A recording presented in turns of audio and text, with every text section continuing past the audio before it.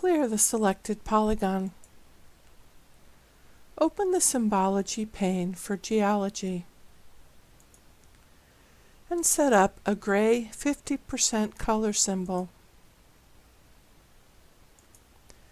with a 2-point bright green outline.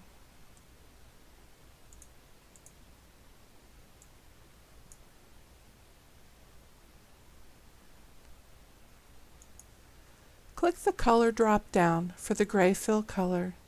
Select Color Properties and slide the transparency to 50%. Click OK.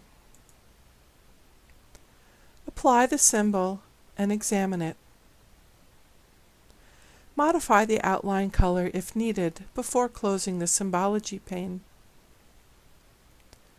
Open the labeling ribbon for the geology layer.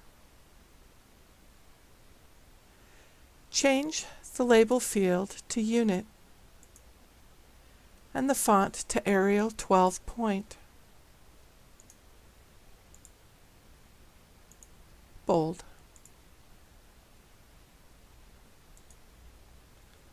Turn on the labels.